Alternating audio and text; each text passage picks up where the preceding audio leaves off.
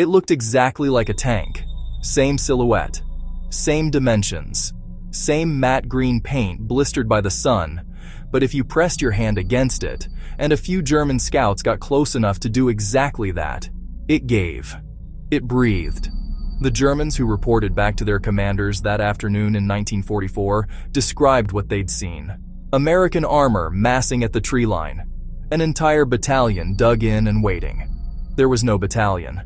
There were 21 men with a deflated rubber tank and a hand pump, and they had just convinced an enemy reconnaissance unit that a major American armored division was exactly where the real one wasn't.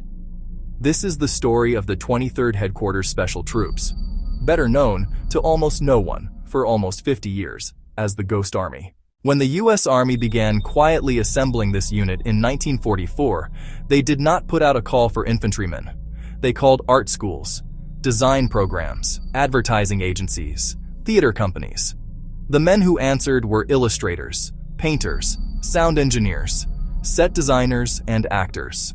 Bill Blass, who would later become one of the most famous fashion designers in America, was 20 years old when he joined.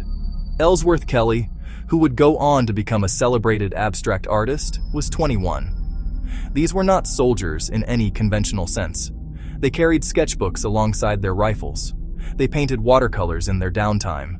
Some of them, when they arrived in England for training, were more interested in visiting the Tate than in weapons drills. The Army knew this. The Army was counting on it. Because what they were building was not a fighting force. It was a theater company, with a body count riding on every performance. The Ghost Army operated on 3 frequencies of deception, and they had to run all 3 simultaneously. The first was visual. The unit deployed inflatable rubber tanks, artillery pieces, jeeps, and aircraft. All of them full-scale replicas designed to be seen from the air and from distance. They could inflate and position an entire fake armored division in hours. They learned which angles fooled aerial reconnaissance. They learned how to churn up the ground with ropes dragged behind jeeps to simulate tank tracks. They studied the way real units threw shadows, kicked up dust, and left marks on the landscape. And they forged all of it. The second was sonic. Sound trucks, half-ton vehicles fitted with powerful speakers and custom-recorded audio, could broadcast the sounds of an entire armored column moving at night. Engines, tank treads grinding over gravel, the clank and grind of a unit on the move. The recordings had been engineered with obsessive precision, and they could be heard from 15 miles away. 15 miles. In the dark, to a German listening post, it sounded like an army was coming. The third, and perhaps the most audacious, was impersonation. Ghost Army soldiers would enter nearby towns wearing the shoulder patches of whatever real unit they were pretending to be. They would sit in bars and cafes and talk, loudly, carelessly, the way men do when they don't think anyone is listening. They would mention unit names, movements, plans, all of it false, all of it designed to be overheard and reported. They were actors running an operation in which the audience could have them killed. To understand what the Ghost Army was actually doing, you need to understand the problem it was solving. By late 1944, the Allied advance across Western Europe was real but fragile. The front was long. The Germans were watching constantly, from the air, through spies, through reconnaissance patrols. And the Allies needed to move large units without the Germans knowing where they were going. The Ghost Army was the solution.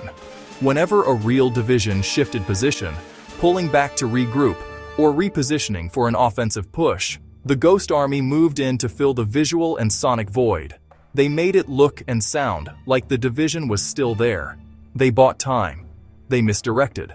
They made German commanders hesitate over maps, second-guessing intelligence that said, "Armored division at grid reference such and such," when the real armored division was already 60 miles away. 21 deception operations over 11 months. In some of them, fewer than 1,100 men stood in for units of up to 30,000. The margin for failure was total. If the deception broke, if the Germans sent a force to engage what they thought was a division and found rubber and speakers and 20 men with rifles, there was no good outcome. They never broke, not once. Their final and largest operation came in March 1945 at the Rhine. The real crossing, Operation Plunder, would send Allied forces over the Rhine at 2 points in the north. But before it launched, the Ghost Army was sent to the southern bank near the town of Viersen to simulate a third crossing point. The goal: convince the Germans to hold forces in the south while the real operation executed in the north. They deployed everything: fake landing craft on the riverbank, sonic trucks running around the clock, soldiers in the patches of 2 real divisions, the 30th and the 79th Infantry, sitting in cafes talking loudly, being seen. More than 250 Ghost Army men were within direct German artillery range during that operation. The real crossing they were protecting involved more than 80,000 troops, 250 men, 80,000 lives. The Germans held forces in the south. Operation Plunder executed. And the Rhine crossing, one of the pivotal moments of the final push into Germany, succeeded partly because a group of artists and actors on a riverbank made enough noise to look like an army. When the war ended, the Ghost Army came home, and then they disappeared, not into death, but into classification. The entire operation was sealed, top secret. The men were told not to speak about what they had done, not to their wives, not to their friends, not to anyone, and most of them for decades didn't. Bill Blass went on to build a fashion empire. Ellsworth Kelly made art that hung in major museums. The other men, the sound engineers, the set designers, the painters, returned to lives that would never quite explain the 11 months they couldn't describe. They attended reunions. They sat in the same rooms as the men who had stood beside them on the Rhine. They shared a secret that no one outside that circle would have believed anyway. The Ghost Army was declassified in 1996. By then, many of them were old, some were gone. Here is what I keep coming back to. These men, in the middle of a war, in between operations where their lives depended on a rubber tank and a careful lie, they made art. They sketched the French villages they passed through. They painted the light over the Rhine. They drew each other's faces by firelight. The sketchbooks survived, hundreds of them.